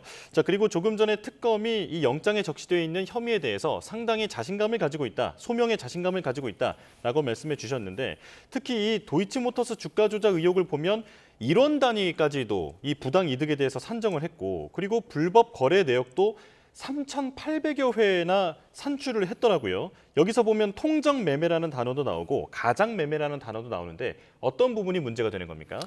네, 결국에는 지금 이렇게 세밀하게 그 횟수 그리고 이 금액을 특정한 것을 봤을 때 특검에서는 지금 이 특검 수사 기간 동안 관련된 그런 내역들 그리고 관련 자료들을 상당히 면밀하게 검토를 한 상황으로 보입니다. 지금 결국 특검에서 바라보고 있는 것은 김건희 여사가 이 도이치모터스 주가 조작 사건과 관련해서 같이 공모를 했다라는 의심을 갖고 있는 상황입니다. 에 따라서 특검 측에서는 김건희 여사가 뭐 관련자들과 통화를 한 내역이 있다든가 혹은 뭔가 이상한 그런 거래가 있어 보인다든가 그래서 이런 주가 조작 사실을 인지를 하고 이런 주가 조작에 가담한 것이다라고 보고 있는 상황입니다. 에 따라서 그 전에 권오수 회장이라든가 혹은 관계자들에 대해서 추가적인 조사를 진행을 했었고 이때 또 그런 유의미한 그런 증거 조사가 이루어지지 않았을까라고 생각이 되는 점입니다. 그리고 이렇게 구체적인 금액을 특정했다라는 것을 봤을 때는 사실 면밀한 조사가 이미 완료가 됐다라고 볼 만한 그런 사항이 아닐까라고 생각이 됩니다. 결국 해당 거래들 중에서 의혹이 있는 그런 거래들을 충분히 특정을 했다라는 것인데 그렇다면은 해당 시점에 관련자들과의 그런 연락한 내역이라든가 혹은 관련자들의 그런 관련 진술들 이런 부분들을 상당히 이제 확보를 하고 결국에는 당시에 이 주가가 정상적으로 작동되는 것이 아니라 결국 주포나 혹은 주모자들에 의해서 조작되는 그런 상황이었다라는 것을 충분히 인식하고 있었다라는 점을 특검에서는 상당 부분 소명했다 이렇게 자신하고 있는 모습으로 보입니다. 예. 자, 그리고 공천계의 의혹과 관련해서 특검은 정당의 민주적 운영이라는 헌법적 가치를 훼손했다라고 지적했습니다. 자, 하지만 김건희 여사 측은 여론조사를 그냥 보내줬기에 내가 봤을 뿐이고 이 부분을 어떤 상품으로 생각하지도 않았다라고 얘기를 하는데 결국 특검은 김건희 여사가 명태균 씨에게 이 여론조사를 지시했느냐라는 부분을 입증하는 게 관건이라고 볼 수 있겠죠. 네, 일단 지시했느냐 혹은 그 대가에 대해서도 이제 이후의 공천 과정에서 김영선 전 의원에 대한 공천을 도와줌으로써 그 대가를 지급했느냐 이 부분을 이제 상당히 관건으로 보고 있는 것 같습니다. 예. 지금 문제되고 있는 혐의는 해당되는 무상의 그런 여론조사를 제공받고 나서 여기에 대해서 관련된 정치자금법상 신고를 하지 않았다라는 점으로만 일단은 협소하게 영장에다가 적시를 했습니다. 여기에 대해서 김건희 여사 측에서는 명태균 씨가 일방적으로 여론조사를 보낸 것이고 또 말씀하셨다시피 보내주는 여론조사를 상품으로 생각하지 않았다. 여론조사 결과를 먼저 알았다고 해서 경제적 이익을 본 것은 아니다. 그러니까 이 정치자금법상 신고할 대상이다라는 것을 몰랐다 혹은 그렇게 인식하지 않았다라고 주장을 하고 있는 상황입니다. 예. 물론 김건희 여사 측에서는 결국 인식 혹은 고의에 대해서 부정하는 방식의 방어 논리를 세울 수는 있다라고 보는데 이제 과연 그러한 주장이 설득력이 있는지에 대해서는 개인적으로 조금 의문을 가지고 있습니다. 결국 이 여론조사가 한 번에 끝이 난 것도 아니고 이 여론조사를 비용으로 환산했을 때는 상당히 이제 고가의 비용이 들어갈 수밖에 없는 영역이라고 볼 텐데 이 대선 과정에서 대선의 후보가 또는 후보자 측이 이 고비용이 들어가는 여론조사에 대해서 이것을 용역이라고 생각하지 않았다 혹은 경제적인 이익이라고는 생각하지 않았다라고 해명하는 것은 사실은 설득력이 조금은 부족하다라고 보고 있습니다. 예. 결국 이 점으로 인해서 일단 대가성을 실제로 대가성이 있는지 없는지 여기에까지도 나아갈 수 있는 그런 상황이고 결국 이 부분은 영장실질심사에서도 상당히 주요하게 다뤄질 쟁점이라고 보여집니다. 그리고 예. 나아가서는 결국 이런 고비용이 드는 여론조사에 대해서 비용을 제공하지 않고 서비스를 받았다라고 한다면 반대로 이제 제공되는 대가가 있지 않았나 이런 의혹이 상당히 클 수밖에 없고 그 대가가 바로 공천에 개입하는 것이다라는 그런 의심이 상당히 많아진다라고 볼 것입니다. 따라서 추후에 영장실질심사 이후의 조사 과정에서 이 대가가 무엇이었는지 여부에 대해서 조사를 하는 것이 상당히 중요하다 이렇게 보여집니다. 네. 자, 그리고 윤석열 전 대통령 얘기도 해보겠습니다. 특검팀이 2번이나 체포영장 집행을 시도했지만 결국 불발됐습니다. 자, 앞으로 특검은 어떻게 할까요? 일단 지금 내란 특검에서는 결국 내란 특검이 아니라 김건희 여사 특검에서는 지금 체포영장을 재청구할지 혹은 체포영장의 재청구 없이 이제 윤 전 대통령에 대해서는 기소에 나설지 이 점을 고민하고 있는 시점으로 보여집니다. 네. 사실 뭐 그 전의 기조를 봤을 때는 체포영장을 어떻게든 집행을 하려는 강경한 의사가 있었기 때문에 사실 기존대로의 입장이다라고 한다면 체포영장을 다시 한번 청구를 하고 이후에는 다시 한번 3차 집행을 할 것도 생각은 해볼 수가 있는데 현실적으로 이제 고민을 상당히 많이 할 수밖에 없는 사항이 아닌가. 그리고 오히려 체포영장을 청구하는 것 없이 곧바로 구속된 상태에서 그냥 기소를 하는 것도 고민하고 있는 사항이 아닐까 생각이 됩니다. 왜냐하면 특검에서는 결국 체포영장 집행을 했을 때 성공했을 때의 그런 실익이라든가 혹은 실패했을 때 발생할 수 있는 불이익 이런 것들을 상당히 신중하게 고민할 수밖에 없는 상황이 됐다라고 생각을 하기 때문에 그렇습니다. 일단 체포영장을 재청구해서 집행을 나갔을 때 실제 집행 성공 가능성이 높으냐라고 따져본다면 사실 지금 1차, 2차 집행 과정을 봤을 때 결코 3차 집행 역시도 쉽지 않을 것이다라는 것은 충분히 예측을 해볼 수가 있을 것 같습니다. 예. 이미 2차 집행에서도 윤 전 대통령이 완강하게 거부를 해서 영장 집행이 무산됐던 걸 봤을 때는 만약 3차 집행이 있다라고 하면 윤 전 대통령 같은 경우에는 결국 더 강력한 그런 반발을 할 수가 있고 특검 측에서는 이전에 있었던 그런 강제력보다 더 큰 강제력을 행사하는 것도 상당히 어렵다라고 현실적인 판단을 하고 있지 않나 생각이 됩니다. 예. 혹시라도 강력한 그런 물력을 행사했을 때 결국 조사 장소로 인치를 성공했다 하더라도 그 상황에서 얻어낼 수 있는 진술은 없다라고 봐도 무방한 상황이기 때문에 혹이라도 발생할 수 있는 그런 안전상의 문제라든가 혹은 반발을 고려하면 사실 체포영장을 다시 한번 집행하는 것은 상당히 어렵지 않나에 따라서 현 상황에서는 현 시점에서 곧바로 기소하는 것도 중요하게 생각하고 있다 이렇게 보여집니다. 알겠습니다. 자, 잠시 국회 연결하겠습니다. 국민의힘이 비상대책위원회 회의를 열었습니다. 모두 발언 듣고 오겠습니다. 전 장관은 입시 비리, 감찰 무마 등으로 유죄가 확정된 권력형 범죄자입니다. 우리 사회의 공정과 정의의 가치를 무너뜨리면서 청년들에게 커다란 박탈감을 안겨주었고 최악의 국론 분열을 야기시켰습니다. 그런데도 아직까지 일말의 반성도 없이 마치 영웅이라도 된 것처럼 국민을 우롱하고 있습니다. 윤미향 전 의원은 위안부 피해자 후원금을 개인적으로 횡령한 파렴치범입니다. 그럼에도 불구하고 불과 사흘 전 저것들은 나를 물어뜯고 있다, 욕하는 것들이 참 불쌍하다라고 하는 망언으로 국민을 조롱하고 있습니다. 아직까지도 억지 판결이라며 사법부를 매도하고 법원의 횡령금 반환 결정조차 거부하고 있습니다. 광복절은 대한민국의 자유와 독립을 기념하는 국민적 축제와 통합의 날입니다. 결코 특정 정권의 사유물이 될 수가 없습니다. 그럼에도 불구하고 이재명 정권은 내 편 무조건 챙기기, 내 사람 한없이 감싸기식 사면으로 광복절마저 통합이 아니라 분열, 축제가 아니라 치욕의 장으로 만들고 있습니다. 특히 올해는 80주년 광복절입니다. 비록 사면권이 대통령의 고유 권한이라고 하지만 일말의 반성도 없는 파렴치한 범죄자들에게 면죄부를 주는 사면, 국론 분열의 씨앗이 되는 사면은 광복 80주년을 맞아 순국선연들을 정면으로 모독하는 것입니다. 국민의힘은 그 어떤 비리 정치인에 대한 사면에도 반대합니다. 조국과 윤미향 사면 시도를 즉각 중단할 것을 다시 한번 강력히 촉구합니다. 전당대회 관련해서 한 말씀 드리겠습니다. 존경하는 당원 동지 여러분께 호소드립니다. 전당대회는 300만 당원 모두의 축제의 장입니다. 이런 전당대회에서 함부로 소란을 피우면서 당의 명예를 실추시키고 당의 분열과 갈등을 조장하는 선동행위는 결코 용납될 수 없습니다. 지난 대구 경북권역 합동연설회에서 전한길 씨는 방청석 연단에 올라 집단적인 야유와 고함을 공공연히 선동했다는 점에서 죄질이 매우 엄중하다고 판단됩니다. 합동연설회장에 언론 취재 비표를 받고 들어와서 취재의 목적에 맞지 않는 행동으로 행사장의 질서를 어지럽힌 것도 엄격히 금지되는 행동입니다. 이에 국민의힘 윤리위는 전한길 씨 사안의 엄중함을 인식하고 조속히 결론을 내려주길 당부드립니다. 윤리위의 결론과 무관하게 전한길 씨의 전당대회 관련 행사장 주변 출입은 당 차원에서 이미 엄격히 금지하였다는 말씀을 드립니다. 아울러 후보자들에게도 당부드립니다.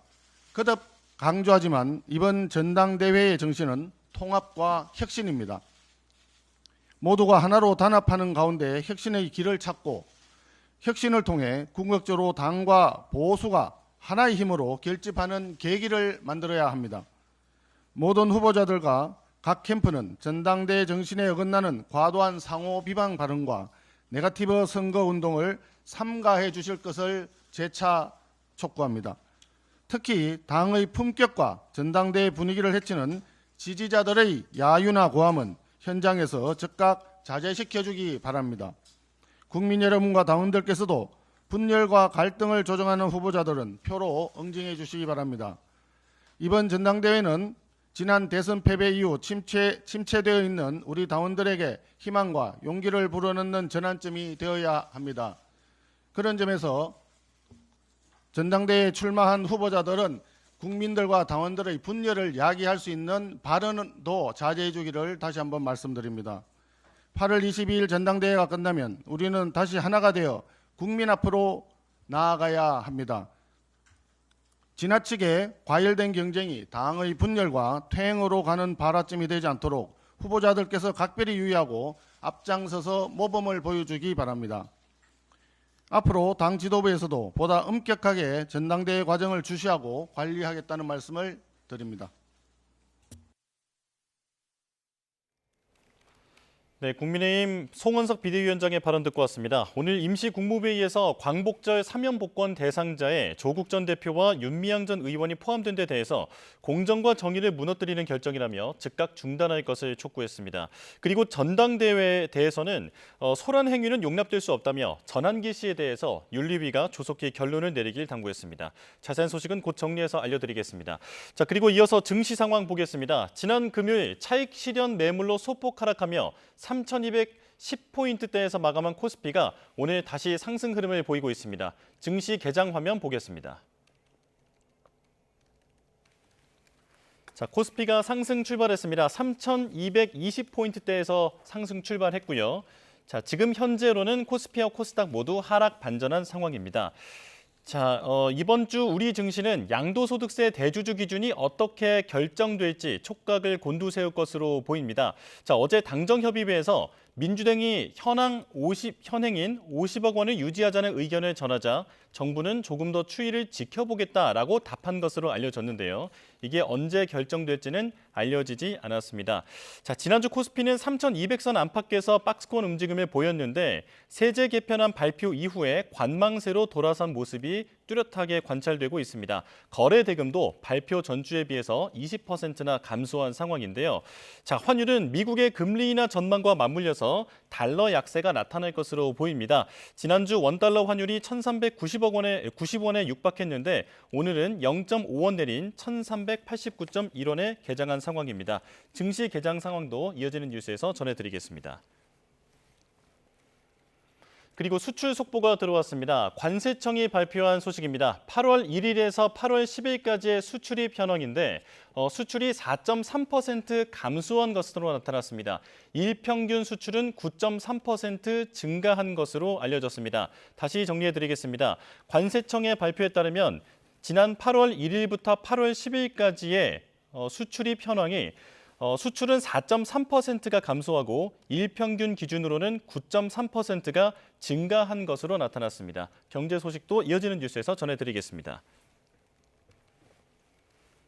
그리고 신상 공개 소식이 있습니다. 전 연인을 길거리에서 흉기로 살해한 혐의로 구속된 피의자 26살 장재원의 신상 정보가 공개됐습니다.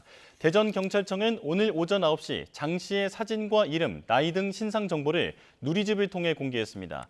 신상 정보 공개 결정은 지난 8일 진행된 심의위원회에서 결정됐고 피의자가 이의가 없다는 의사를 밝혀 이뤄졌습니다.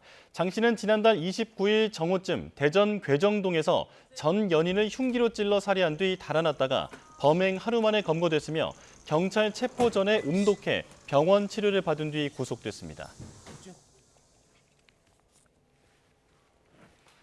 자, 특검 소식 서정민 변호사와 이야기 조금 더 이어가겠습니다. 자, 조금 전 조경태 의원도 참고인 소환 조사를 이제 출석을 하면서 인터뷰를 하는 걸 저희가 전해드렸는데 지금 내란 특검팀이 계엄 당시에 국민의힘 소속이었던 김상욱 민주당 의원도 앞서 불렀고 우원식 국회의장도 앞서 불러서 참고인 조사를 마쳤습니다. 지금 계엄 해제 의결 과정에서의 어떤 문제는 없었는지 그리고 국민의힘 지도부가 의원들에게 표결에 참여하지 말 것을 지시했는지 이런 부분들을 들여다보고 있는 거잖아요. 네, 그렇습니다. 지금 특검에서는 이제 비상계엄 해제 당시에 그 요구 결의안 표결 과정에서 국민의힘 측 지도부가 소속 의원들의 표결을 방해했다라는 그런 의혹을 중심으로 해서 조사를 진행하고 있는 상황입니다.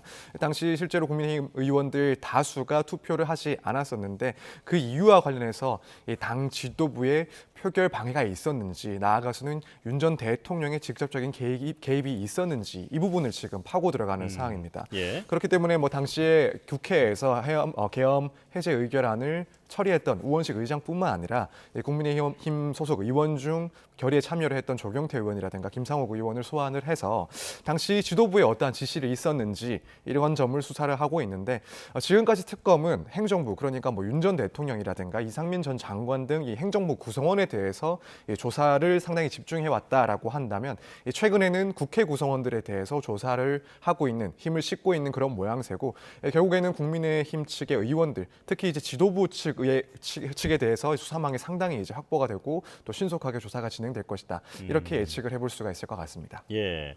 자, 내란 특검팀이 2차 계엄 모의에 대해서도 지금 수사를 펼치고 있는 상황이라서 계속 뉴스가 쏟아질 것으로 지금 전망이 되고요. 자, 마지막으로 윤석열 전 대통령 오늘 내란 재판이 있는데 오늘도 안 나올 것으로 보이잖아요. 이렇게 되면 박근혜 전 대통령처럼 궐석 재판이 열리게 되는 겁니까?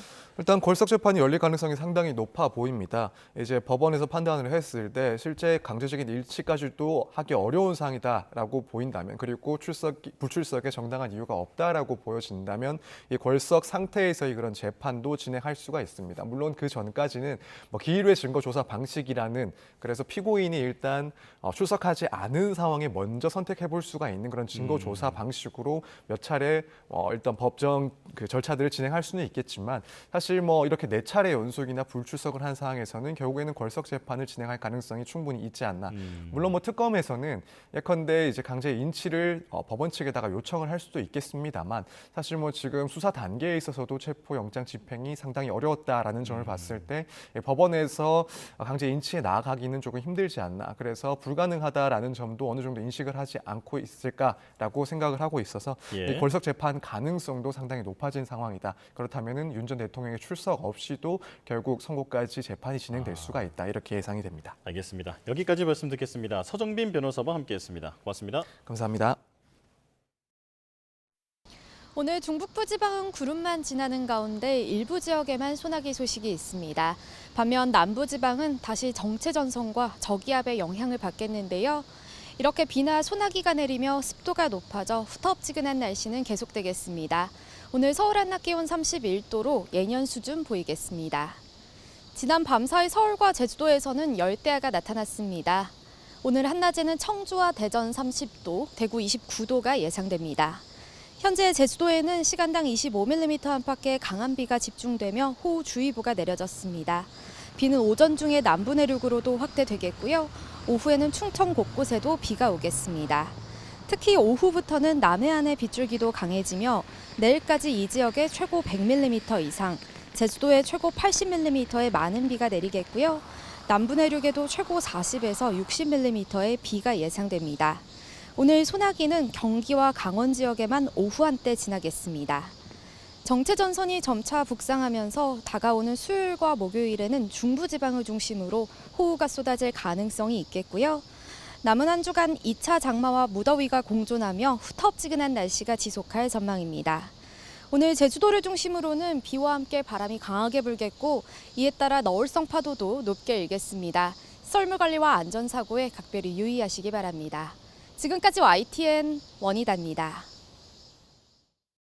네, 뉴스와 월요일 순서 마칩니다. 내일 다시 뵙겠습니다. 고맙습니다.